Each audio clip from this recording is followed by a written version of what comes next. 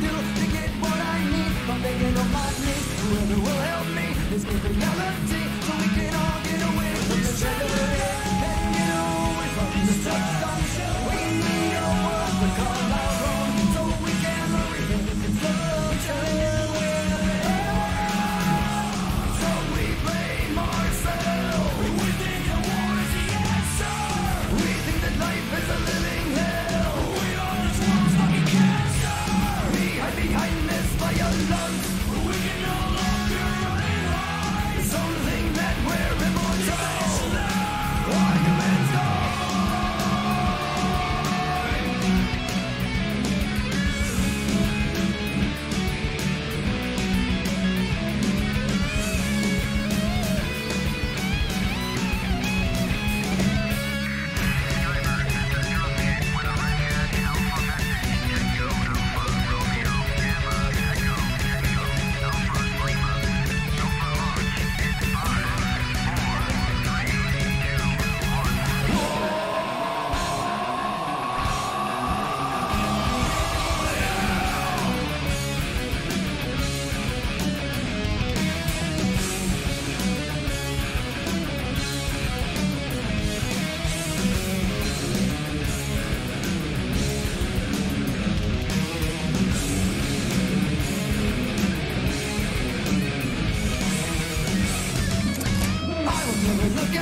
And never expect you to look at me, respect me, but worship I will never understand. No, I will not pretend that I know how this world's gonna fucking end. I'm talking what I know, the things I have to do to get what I need. I'm begging on my knees, whoever will help me escape reality, so we can all get away from this tragedy.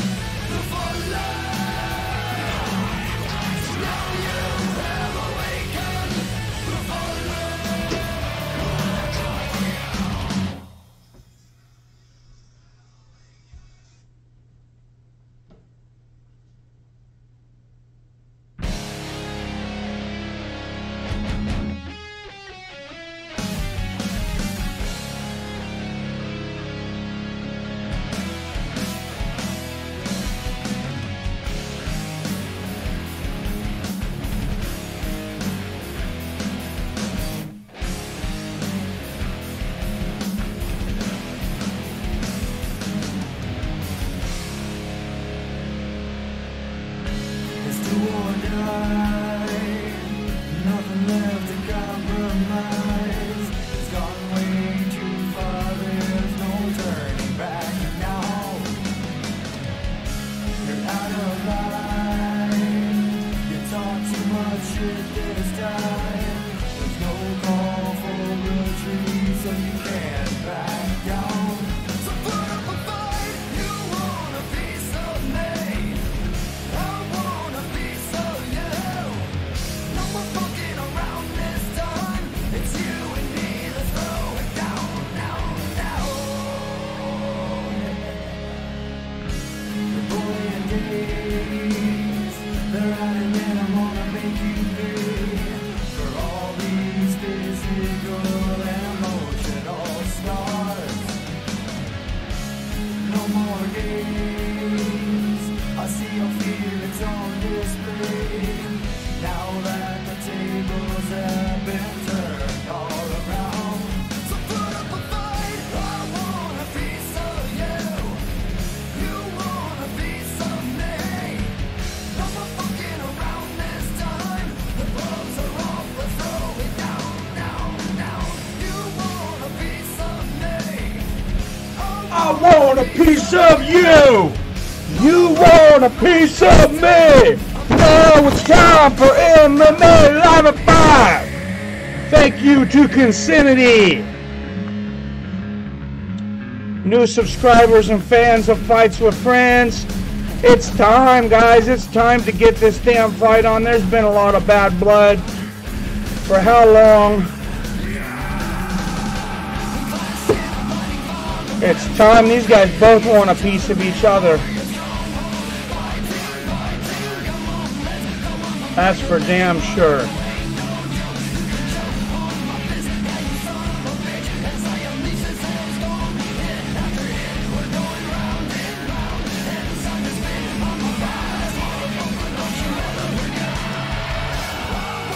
If you want to check them out, that is Consinity there.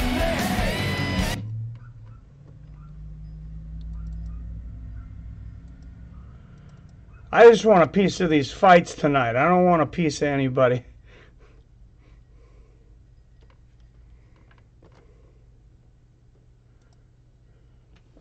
What's going on? What's going on, Comedic Genius? I seen you in there. Here. What's going on, Yamasaki? It is a big night, guys. Finally. Finally, let's even get the mic over here and be all proper about this. Finally, we got Bruce the Lion and Charles Bennett, and we're going to find out who is real and who is bullshit tonight. There's been a lot of talk, but now's the fight, guys. What's going on, Seven? Hope you guys like a little bit of that Consinity. You guys should check them out. Consinity up there. New fans of the band. Chris, the guitarist, came in contact with me, sent some of his music, said he was a fan of the show, and wanted me to play some of his music. I'll be more than happy to. Thank you, Consinity. Thank you, Chris. Yeah, this is a big damn week. Let's start off with Fedor versus Mir, because we got a lot of time to go through Bruce and the felony. We're going to be watching that starting at 6. Of course, that's on Cam Soda. I'm going to be watching that and commentating the fights there. Rico Rodriguez is fighting on there against Alex the Spartan, former UFC heavyweight champion, of course. But yeah, what about Mir versus Fedor, man? Mir has not fought in almost 2 years. In June, it'll be 2 years since he was knocked out by Mark Hunt. If it wasn't for that, I might be picking Mir easy, but I think Fedor's faster, to be honest. Get him a body bag for 200 tokens. I like it.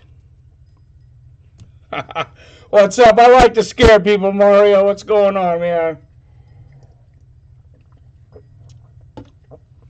I thought we'd do something a little different this week. And then if I put some music on, some background music before 5, helps keep me on track, and that way I'm not late. So that's a good thing. Yeah, you get 50 free tokens. So if you go on and sign up for Cam Soda, which is a bit awkward, I must admit, because it's like it shows pictures of all these women, you know, doing their thing on camera. But you get 50 tokens. And I believe you can donate like 1 token. I know you can donate a minimum, you know, at least you can donate 10 tokens. So we can at least for free donate 5 times and, you know, say whatever ridiculous things you want. What's up, Jason? Mario, if he dies, Yamasaki.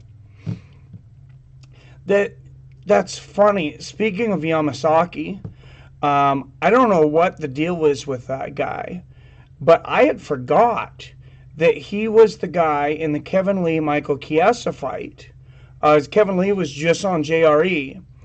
Mario Yamasaki was the one that stopped that fight.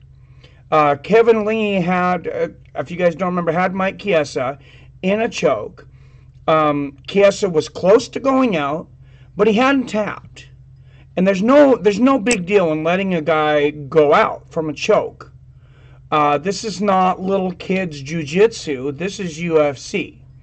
You don't stop a fight for a choke until somebody taps.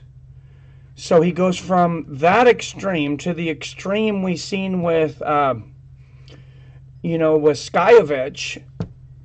And I don't know what to say about that. I don't know if he's overcompensating, or I think he's just a sick dude. But, you know, it is what it is. But, yeah, I wanted to talk about the Bellator on Saturday first, because, like I said, we're going to be talking about this thing all night. Let's get that out of the way. Not get it out of the way, but Fedor is a lot faster than Mir. Fedor, he's been training hard. He's only 41. Remember, I mean, I say only, but it seems like he's older than that. Mir's 38 or 39. He's right on there. You know, he's got a birthday coming up, but he hasn't fought in 2 years. That was since he got knocked out by Mark Hunt, of course. He was kind of semi-retired. This training camp, he started kind of late. He has been boxing in Floyd Mayweather Jr.'s gym. And I know he's been, you know, he's been grappling with some good guys. I'm not worried about his grappling at all. I mean, his grappling's solid. I think Fedor's faster. I think possibly Fedor's got some rejuvenation because he's been training a lot of these up-and-coming fighters. You see him doing drills. He looks faster than he did a year or two ago. So that much I'll say about Fedor. Jason says, just like sex, you don't want a premature stoppage like that. That's for sure, Jason. Cormier is the new Fedor of MMA now that Jones is out of the picture. Yeah, he is. He kind of is. He's got the same body type, too. It's kind of funny. I love both those guys, though. I love both those guys. But, yeah, Fedor, like I said, he's looking faster. He's looking good in practice, on videos. They did kind of a behind-the-scenes. I think they might have just called it behind-the-scenes. But it's like the all-access UFC does. They did like 3 parts to it. They weren't very long. They weren't as in-depth as UFC, but for as long as they were, there was a lot of information packed into it. They showed how Fedor travels like 12 hours to his training camp, away from his family, way up in the frickin' cold. I'm not sure why he trains in the cold. I mean, there's no, you know, there's no gyms, there's no fights in the middle of Siberia, so I'm not sure what he's getting his body ready for. I've never understood that, the guy's fighting in the cold. You think the power's going to go out and they're going to be without heat? I don't know. But I guess they think it does something. 22 versus 38 says 7. Oh, for age on Bruce and Charles. Big difference, man. But yeah, like I said, I want to talk about Fedor and Mir quite a bit. If this had been a few years ago, I might have taken Mir pretty easily. Fedor had basically just lost to Fabio Maldonado. If he hadn't, it was a damn close fight. He barely deserved that. He got that decision. I'm not sure he deserved it. I think I did slightly give it to him on the decision. Was very close. Anyways, it was against, a guy he was supposed to destroy. And then, he's had his losses as of recently. Of course, getting waxed by Fabricio Verdun. Fabricio Verdun's a stud. But, and then the Matt Mitrione thing, though. They both hit each other at the same time. Matt gets up first. It's kind of similar to the Dan Henderson thing. I don't know. I mean, yeah, he's had a couple unlucky lumps. And like I said, Mir's been off for almost 2 years. When you're 38 years old, almost 39 years old, 2 years away from the sport is like a freaking decade. So I don't know how long he's been back training exactly. It looked like possibly just this 10-week training camp, which is not good. Of course, we wanted to see this. We wanted to see this 10 years ago when they were both in their prime. Maybe even more than 10 years, when Fedor was in Pride. Then he went into Elite XC. Or no, excuse me, Affliction. Tom Atencio, who's been on the show, of course, Affliction. Destroyed people over there in Affliction. So they couldn't say, hey, some people had said when they found out that some of those fights in Pride had actually been fixed. People wondered, were some of those Fedors? What was the deal with that? There was some very early matches with some no-name guys. I don't think Fedor was involved in any of that. Obviously, he beat some really good guys, though. And then he went into Elite XC, and he solidified that. So, he's the top guy, for sure. Matt Minestrone Soup, says Jason. Matt would have lost to Roy Nelson if that had been a 5-round fight. Let's not forget that. Now, I'm not going to say that Matt's not going to win the entire tournament after that. I picked Matt to win the tournament coming in. I still kind of think that he's maybe the favorite. Probably him and Ryan Bader, I would say.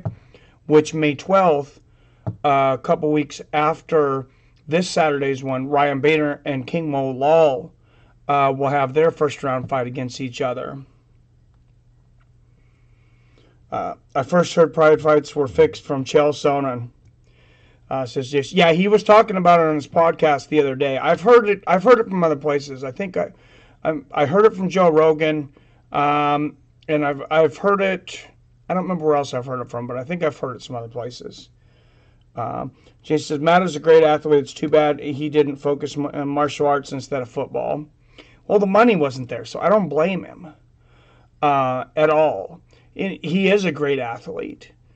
But Roy Nelson figured out what he needed to do just a little too late in that match, which was a little surprising that what he needed to do was take Matt down. People forget that Roy is such a great wrestler. And I was pretty upset to see, first of all, in the first round, that it was Matt Mitrione and Roy Nelson, because I considered them the number 1 and number 2 seeds. And a lot of people did. So to have them fighting in the first round was kind of weird. I believe even Matt said the same thing, that he felt like they were the two top guys. And he was like, well, it is what it is. I guess I got to win the fight. But, I mean, either way, yeah, they would have had to fight.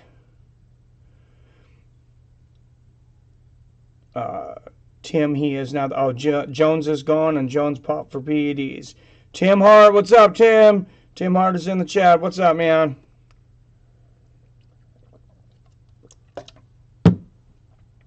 It's going good, man. It's going great, actually. Like I said, we've been waiting for this Bruce the Lion versus Charles, the felony fight for how long? They were both on the show during interviews and stuff. What's going on, RS? Thanks for tuning in, man. I was saying they were both on the show so many times. But I want to go back to the Bellator heavyweight tournament for a minute. Since Saturday we have Fedor versus Mir. And like I said, we're going to be talking about Bruce versus Charles the entire time. Like I was saying, I thought that Matt was the number 1 seed, and I thought that Roy was the number 2. Going into that, I thought it was a really bad decision on Bellator's part to have them fighting each other in that first round. Yes, they would have had to fight each other anyways. It doesn't matter a whole lot maybe for them. For the fans, if Bellator ever wants to get some ratings, maybe that's not the way to hold the tournament. Maybe you do some kind of seeding. Because, in no world is Roy the last seed if Matt's the first. Definitely not in my world. Mira's going to get juiced for the fight. That's one of the things that I seen. I seen pictures. I was just talking about this. I was saying if this was 2 years ago, I probably would have definitely picked Frank Mir. Because he's a little younger. He's a bigger guy. He's been out for 2 years after getting knocked out by Mark Hunt. So your speed, your timing, everything's off. It's a long time at 38 years old to be away from the game. Fedor looks very quick in his training, the videos and things that I was watching. His boxing looks excellent. Obviously, he's going to really have to watch out for Mir's submissions.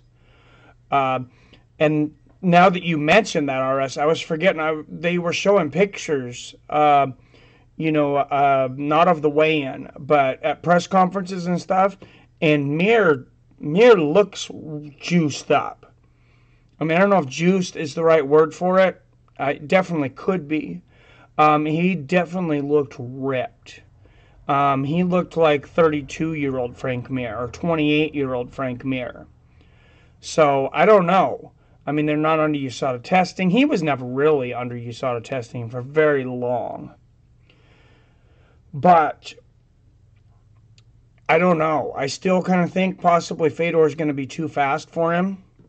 And maybe he wins by a knockout. Frank's so big, though. Frank's going to come in pretty much around the max, probably around 260. Fedor's probably going to come in around 225, 230. So it's going to be a weight difference kind of thing, like we had in boxing not that long ago. Trying to think of the guy 208 that just comes in. Anyways, Anthony Joshua, he's about 260. But not really comparable. But 20, 30 pounds apart. It can make a big difference. Mir could definitely get knocked out by a 220, 230 pound Fedor. Have you checked out Colby's Twitter page? He spoiled the Avengers movie now. No, I try not to. Did he seriously? That doesn't surprise me. I try not to pay attention to that guy. He's just trying to bait us all, and he's not even a good baiter. He's just a jackass. Baker Mayfield went number 1. Not quite sure who that is. Sorry. RS is Frank Mir fighting. Big fan of him back in the day.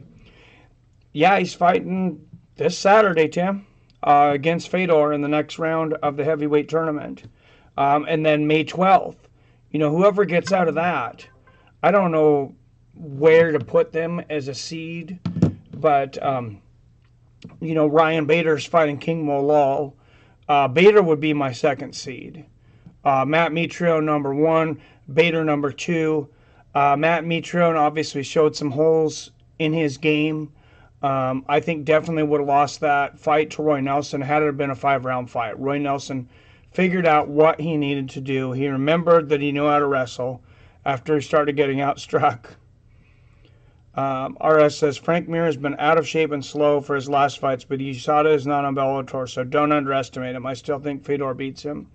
No, I'm not underestimating him. I think it could go either way. Regardless of steroids or whatever it is, though, I just think Fedor is possibly too quick for him. I know Fedor's 41, but like I said, watching him spar, watching him, throw punches, go for takedown defenses, transitions, he looks very, very sharp. He's been training with all these young guys. He seems reinvigorated. He's got this camp. He's been training with 20-year-olds all day long, and that's something people forget. Randy Couture went on for so long. Randy Couture fought till he's 46 years old, and that was one of Randy Couture's big thing, is he was always sparring with the younger generation because he didn't want to get passed up. He didn't want to get passed up by the game as the game evolved. He wanted to see everything as it was coming, so he's not surprised by anything. And I think that helped his longevity. That, and obviously he started out in fighting very late, in his 30s. But I think that's definitely going to help Fedor. I think he looked better, even though he lost to Matt. I think he looked better, like he was getting the ring rust up, better than he did against Fabio Maldonado. Better than he has probably in a while. And him and Matt just hit each other at the same time. And I think Matt knocks Mir out cold if they were to fight inside of 2 or 3 minutes.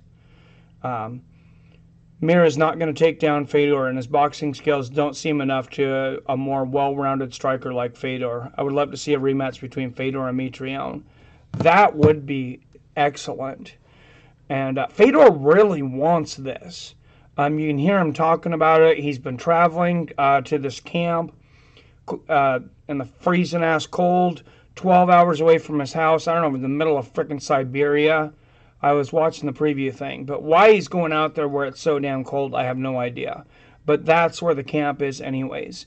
And he said he really wants to, win the Grand Prix and take the belt or trophy, whatever it is they get, take it back to Russia.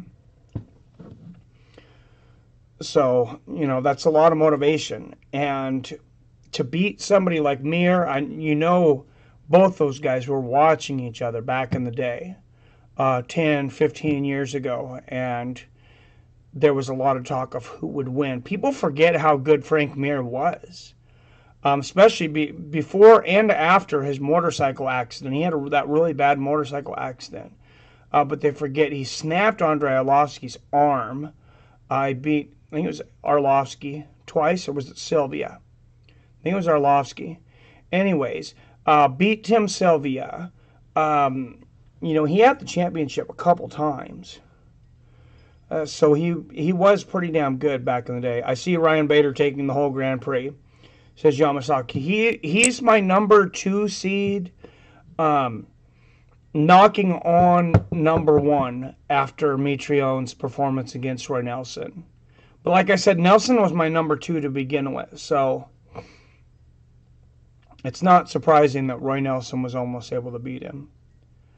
Mir's 2-6 in his last 8, though, and especially with being off for 2 years, and that's a ton of time. I gotta think Fedor has the advantage at least. His submissions are slick. He definitely could pull off a Fabricio Verdum, what he did to him. Fedor gets him down and starts swarming him, and ends up in a submission, like against Fabricio. I think he'll be a little more careful this time. Fedor will, but that's a real possibility. And no matter how it goes down to the ground, Fedor wants to pop right back up right away. Frank Mir is possibly the best submission artist in heavyweight history. It's him and the Nogueira brothers, and there's nobody else. There's no third, really. Frank Mir has weaknesses in every area except on the ground and submissions. Absolutely. And Fedor was talking about that. Fedor was actually, he's like, this guy's got holes in his game, and I'm going to expose him. And it's funny. he said all that in English. Fedor knows a lot more English than he lets on to. I'm not sure why that is. Sometimes I know why it is. He just doesn't want to answer stupid questions. But I'm surprised he hasn't, clammed up to the U.S. media a little more so he could be marketed over here. But he's so loved in Russia. It's not like he's ever going to have to worry about money or anything. I mean, they'd house him for free if he was broke. The Bellator Grand Prix. Oh, just got here. What are we talking about? You were here earlier, Comedic Genius. What's going on, man? We're talking about the Grand Prix and Frank Mir and Fedor Emelianenko coming up. And who you got? Frank Mir submitted Nogueira. Who does that? Yeah, that's why I say Frank Mir's probably the best submission artist in heavyweight history. Not just in the UFC, anywhere. I mean, the guy's got 6 submissions. I mean, absolutely incredible. And I said, who's number 3 to him and Nogueira? And I don't know how I could forget the name of Fabricio Verdum. Of course, those guys were all incredible. Are all incredible. Fabricio Verdum didn't look good in his last fight at all. But still some of the best submissions in heavyweight history. I think Mir was always a little bit overrated. In his prime, he lost to a lot of weak opponents. What compensated his career was those submissions, comebacks that he pulled off of it on the greats of his time, him and Fabricio. Yeah, for sure. I think he definitely has a hard time training getting up for fights. Because, yeah, he lost to some no-names. And when I say no-names, it's like I can picture the guy's face, but I can't think of his name. I don't even remember. What's up? What's going on, Stewie? Jason says, Mir was in a bad motorcycle accident that hurt his career. Oh, absolutely. It was a horrible motorcycle accident, and he had the heavyweight championship at the time. So who knows how much better he could have been if not for that. We can't forget that. What's your thoughts on Kevin Lee not getting a title shot because of missing weight, but UL getting the okay even though he missed weight? A little different circumstance. Yoel, I don't fault Yoel at all for missing weight because they gave him that fight on very, very little notice. He cuts a lot of weight. When they asked him that, if he would take the fight, he said, yeah, I'd take the fight. But, yeah, he had very, very little time to make the weight. Kevin Lee knew who he was fighting. He had a full training camp. So I understand it. There's got to be some penalty for missing weight. And it's definitely a lot different when you miss weight. When you jump in at the last minute or the last couple weeks for the UFC to do the UFC a favor, we got to realize those guys are walking around 20, 30 pounds overweight, especially when you're at that weight. You're like Yoel Romero, 185. He's probably walking around 225. So either he says, no, I can't make the weight, or he says, hey, guys, you know the situation. You're asking me 10, 12 days before. I'm going to do my best to make the weight, and we'll see what happens. And I think that's kind of what the deal was. Kevin Lee, as much as I love Kevin Lee, and I want to see Kevin Lee against Khabib Nurmagomedov, and I would not have had a problem with them making that fight. I do understand why they would do that, because he had a full training camp. He was, 2 full pounds over. You're given a 1 pound allowance. He was 2 full pounds over. I just thought that was kind of irresponsible, honestly. He should know his body enough by now, and he makes his weight cuts so close. He always has. As far as I can see, I mean, I know against Ferguson, he had the staph infection thing going on, and that made it more difficult to cut the weight. But he'll be 8 pounds when he goes to bed, which I believe it might have been on this one. 8 pounds overweight or more when he goes to bed the night before the weigh-in. And that's just irresponsible to me. If you're going to do it and you don't get caught and you make weight every time, fine. Nobody says anything. But you do that and you get caught with your pants down, don't be surprised. BJJ guys in MMA need to learn the Eddie Bravo rubber guard. If they learn how to pull guard and keep them from standing up, they can dominate anyone. Yeah, that guy has revolutionized the game. And this EBI, you watch what's going on, the submission games, how fast the transitions and everything are. I was thinking like back in the day, I'm going to be watching, it's like back in the day with Hoist Gracie and Ken Shamrock. No, these guys are moving so fast, especially since there's been such an evolution in leg locks recently. There's a lot of just really quick rolling leg locks and different things like that going on. So, yeah, they definitely need to be paying attention to this. I would be in the off season. Some of these guys maybe enter some of these BJJ tournaments. That's one thing I will credit John Jones with. I'm not going to credit him completely because he was freaking suspended. But during suspension, he's entered Brazilian Jiu-Jitsu tournaments. He entered one against Dan Henderson and won. So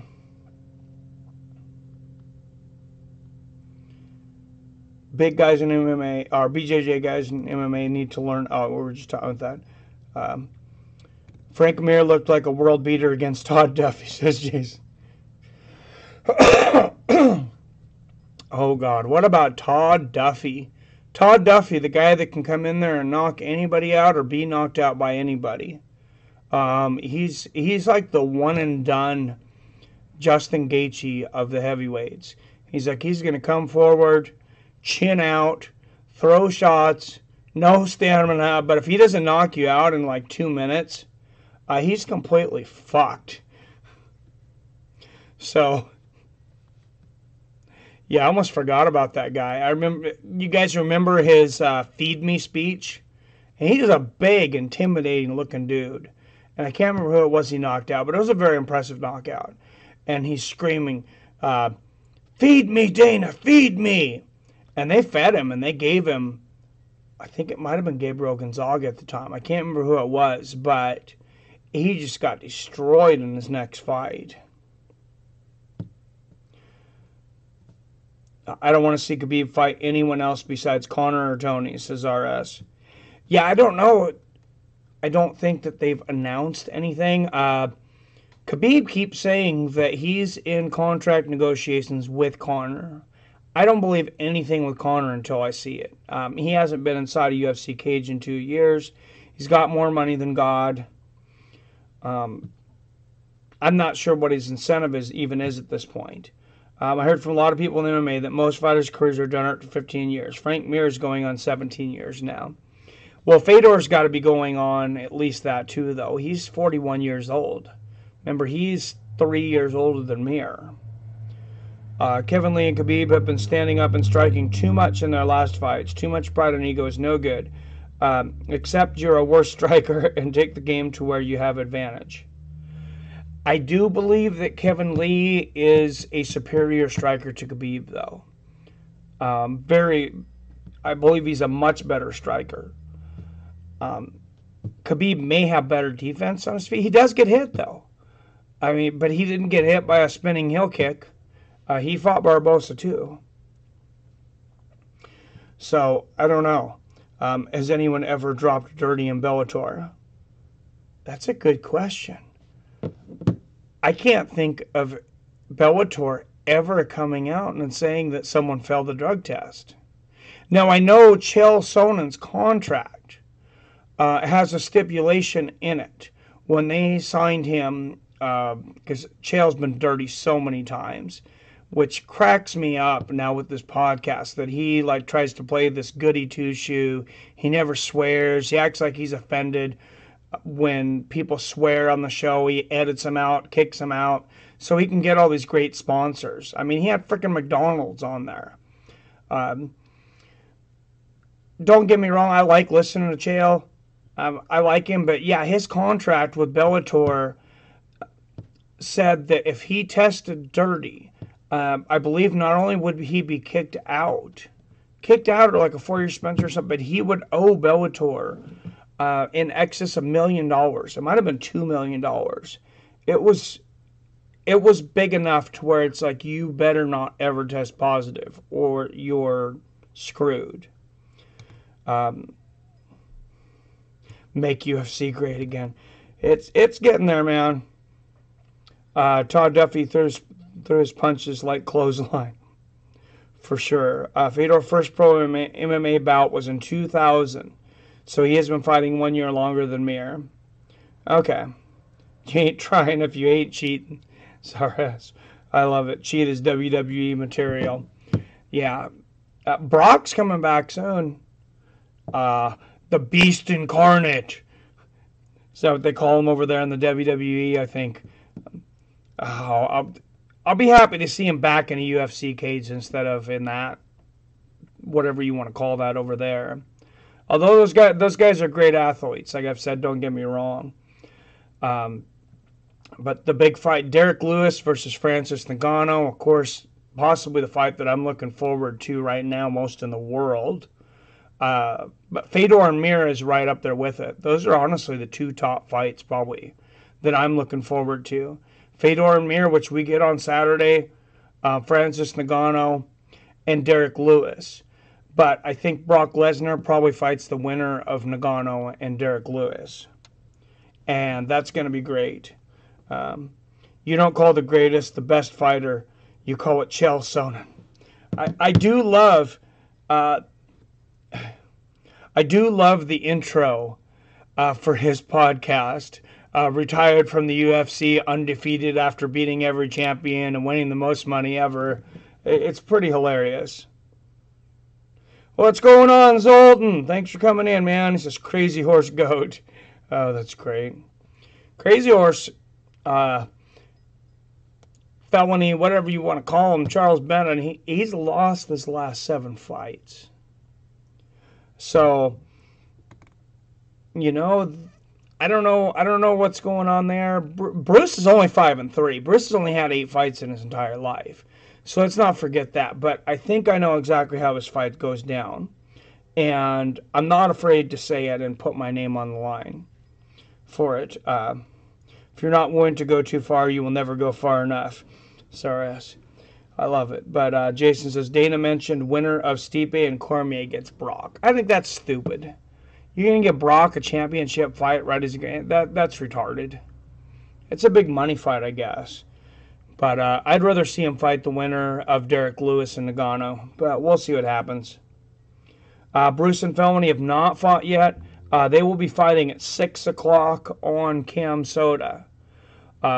So right before then, so in about 10 minutes or so, 10, 12 minutes, I'm going to cut this stream so I can set up for the Bruce versus Charles stream.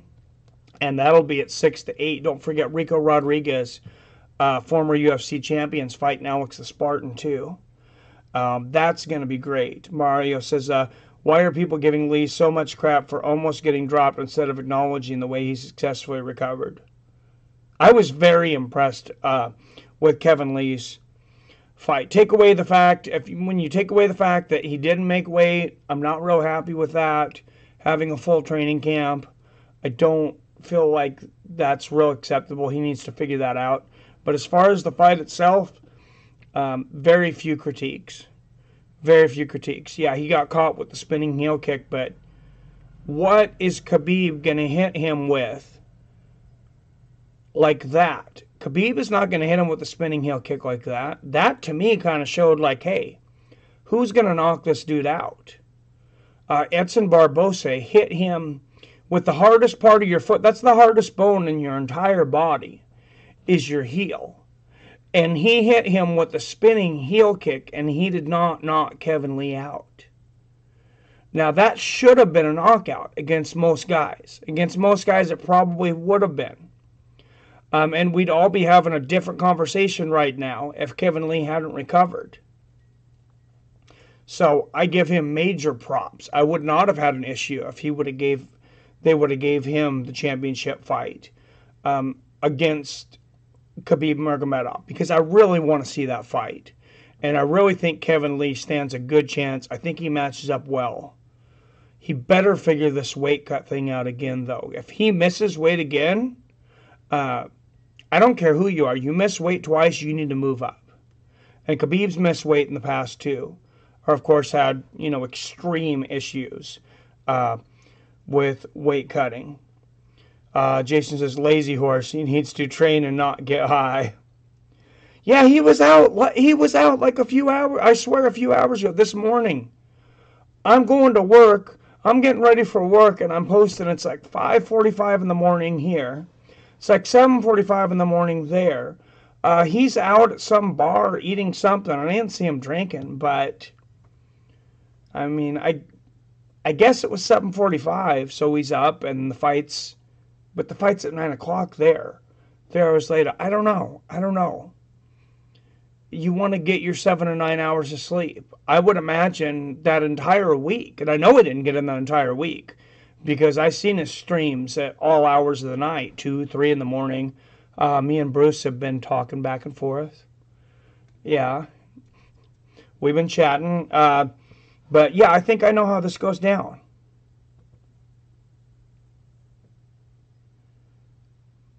At Jason, not true. Dana said it's possible. Lazy horse needs to train and not get up. Oh, that Dana mentioned winner of Stipe and Cormier gets Brock. Yeah, I don't know. That's why I said he mentioned it.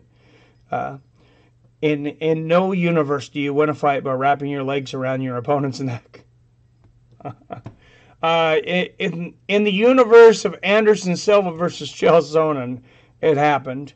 But Charles won in Ryzen. Charles actually... So Charles has technically lost his last 7 fights. He fought Brock. I can't remember what his name was. He fought on that Roy Jones Jr. card that was on Fight Pass. They didn't televise that one for some reason. They didn't even put it on Fight Pass. He lost a controversial split decision, which, if you can go back and watch the fight, I've seen it. I would have given it to Charles. It was very close. It could have went either way. I would have actually given it to him, though. So then you're looking at a little different situation, possibly. Are we thinking of it the same way? But this is how I see this going down. I see Bennett throwing some strikes, getting tired, blowing his wad the first round. If he doesn't take Bruce out by the end of the first round, beginning of the second round, I think he goes for the takedown. I think Bruce chokes him out by guillotine. Charles has lost, I want to say, like 18 fights to submissions. He's 3-10 in fights that have went the distance. If he does not get the knockout, he basically does not win. He's had a couple I think he's had 6 submissions himself, and he's had 18 knockouts. I'm not looking at his record right now, but I'm trying from memory. That's what I'm thinking. He was 30-30, lost 7 in a row. He's 30-37 now. Chael P. Sonnen, the bad guy from the mean streets of West Lynn, Oregon, and the P is for perfect. That guy does entertain the hell out of me. I will say that. The word mentioned by definition means nothing. Going into details, Dana did not say when he gets Brock. Heel is the second strongest bone after the skull. I don't know. I had heard the heel, but that makes sense. Terry Edom knows. Depending on what term of definition you go by, I went by the first one. Not for sure. All right, guys. Come on, Jason. Get along, guys. For crying out loud, cut the shit out. Yeah, come on, guys. We ain't got time for this. It's a little entertaining. It makes my job easier, in a way. But in a way, it makes it hard because it's distracting. Who do you guys got on the fight tonight? We're gonna cut this in about 7 minutes. I'm gonna reset up as a live stream for the Bruce versus Charles felony fight. And, of course, Rico Rodriguez versus Alex the Spartan. Can't remember his last name. Quick, whoever wants to call out, if you guys, also for Mir versus Fedor. I will make a pick. I hadn't said anything. I'm going to pick Fedor by second round knockout. Like I said, I think it could go either way. I'm going to go with Bruce against Charles, guillotine choke, early to mid second round. It's just second round. So, and I'm pretty confident in that. RS is Charles Felony.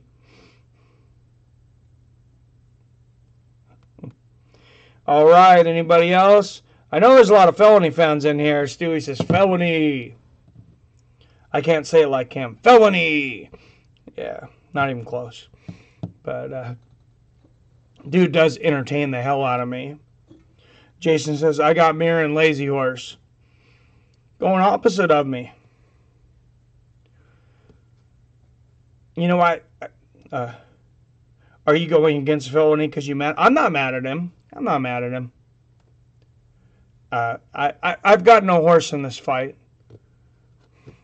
No, I'm not going against him. I think Bruce will win. I'm breaking it down as a fight, just like Fedor against Mir. I don't necessarily have anything against Mir.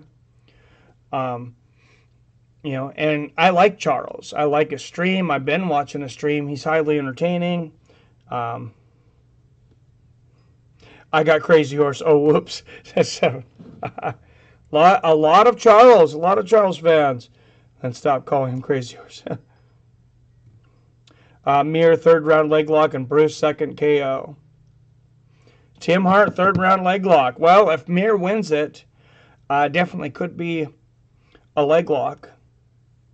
I don't think Bruce knocks Charles out. Charles has only been knocked out 4 times in his career, I believe, in 67 fights.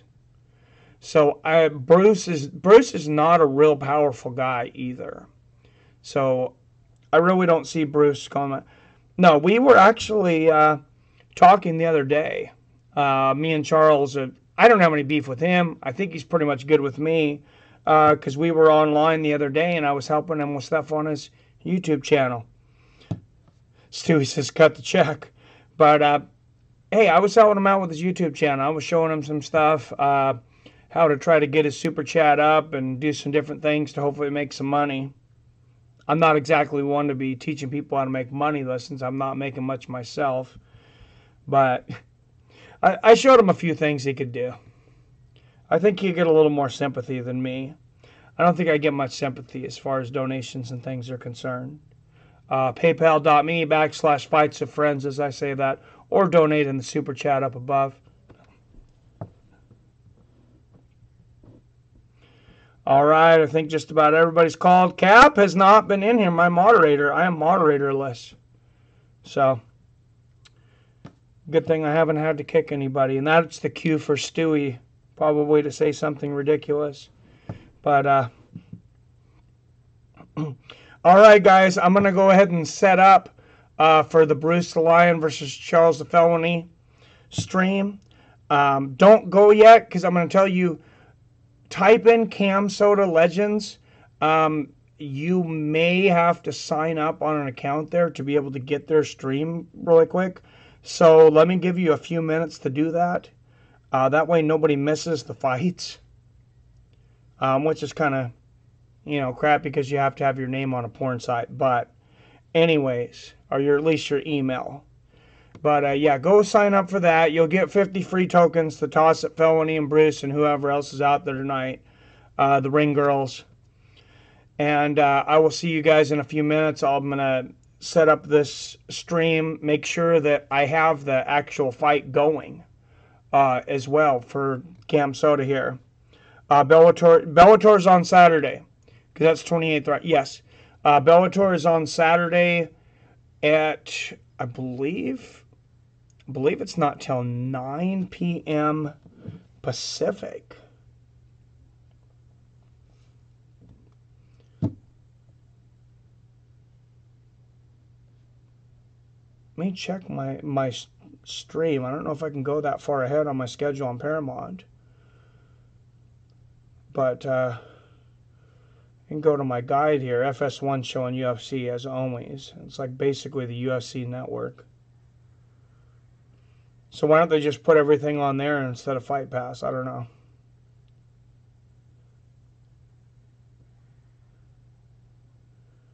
Paramount. Let me see how far I can. Let me see if I can go all the way to tomorrow. Well, it's letting me go to tomorrow.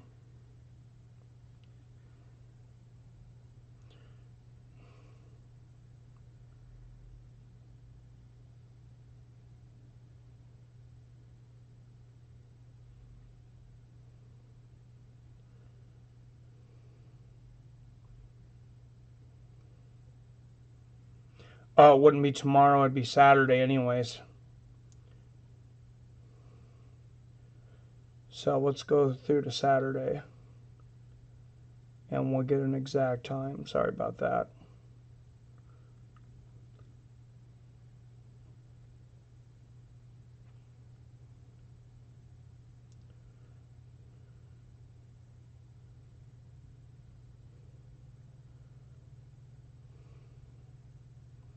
Sorry guys, I just took up a lot of your time. A lot of my time to get this next stream ready. But let's see. Okay, I'm glad I did it though. So Bellator starts at 6 p.m. Pacific, the main event, 9 p.m. Eastern. So, alright, I'm going to get the next stream ready. I will see you guys in a minute.